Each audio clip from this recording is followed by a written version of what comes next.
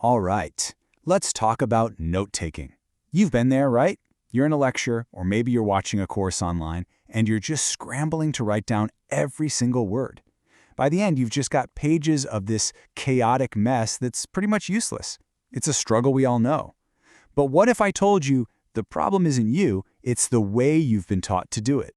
And look, this isn't just a minor annoyance. It's a real wall that can stop you from learning. This quote from a user on Reddit, it just hits so hard because it's so true. It can be the one thing that makes you give up on a course, on a goal. If that sounds even a little bit familiar, I promise you are in the right place. So that's the big question, isn't it? Why is this thing we've been doing our whole lives, something that seems so simple, why is it so incredibly hard to get right? Well, the answer actually starts with a huge myth that most of us have bought into. Now, we fall into what I like to call the note-taking trap, and it's all built on this idea, this myth of transcription. We've somehow gotten it in our heads that our number one job is to create a perfect word-for-word record of everything that's said. And that right there is where it all goes wrong. This is the big one. This is the myth. The idea that if you just write more, you'll learn more. We turn ourselves into court stenographers, trying to capture every little detail, thinking that this giant wall of text is the key to remembering it all later. But here's the hard truth. When your brain is only focused on transcribing, it's not actually processing the information. It's not making connections, and it's definitely not understanding the concepts. You're basically just a human recording device.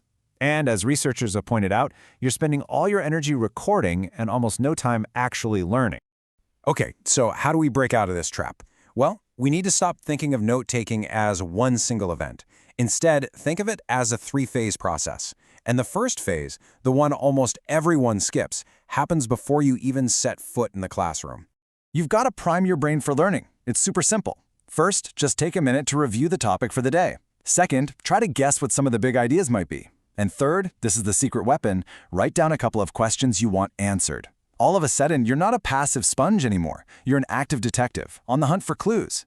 You're giving your brain these little hooks to hang the new information on. All right, so now we're ready for phase 2. You're in the lecture, and it's time for the art of capture.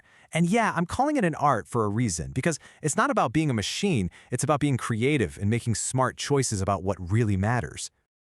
So, first things first, the age-old debate. Pen and paper or a laptop? Let's be real, they both have their perks. Digital notes? Super easy to search and organize. But good old-fashioned pen and paper. It's less distracting, and as it turns out, it might just have a secret superpower when it comes to your brain. And get this, the science on this is really cool.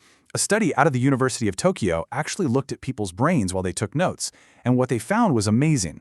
When people wrote by hand on physical paper, the parts of their brain connected to memory, to language, and even to visualizing things, they just lit up with activity. And not only that, but the handwriting group also finished the exact same task about 25% faster. The theory is that the physical act of writing on paper, the way the pen feels, the texture of the page, it gives your brain all this extra spatial information to latch onto, making the memory stronger. Now, beyond what tool you use, there are really two big ways to think about capturing notes. The first way is all about structure, keeping things neat and organized. And the second is all about connection, mapping out how ideas link together. For structure, the most famous system is the Cornell method. It's brilliant. You just divide your page into 3 parts. The big column is for your main notes. The skinny column on the side is for keywords or questions you can use to quiz yourself later. And the section at the bottom, that forces you to write a quick summary right after class. Your notes are basically ready for review the second you write them. But on the complete opposite end, you have flow-based note-taking. This approach says, embrace the mess. You're not writing full sentences, you're scribbling down keywords, drawing arrows, making little diagrams. The goal isn't to have a perfect transcript for later. The goal is to deeply understand the material right now, in the moment. No matter what style you choose, some tips just always work. Try to listen about 80% of the time and only write 20%. Always put things in your own words. Don't be afraid of messy bullet points, come up with your own symbols and abbreviations, and seriously, draw things. It's all about understanding, not just transcribing. Okay, this brings us to the final phase, phase 3. And honestly, this is the most important and the most skipped step of them all. The lecture's over, you've got your notes, but the real learning, well, that's just getting started. This is how you make it all stick. To really get why this part is so crucial, you have to see this. It's a concept from psychology called the Ebbinghaus forgetting curve, and it's a simple and kind of terrifying picture of how quickly our brains let go of new information. Yeah, this is the brutal truth. If you don't do anything with your notes, you can forget about half, 50% of what you learned in just one day.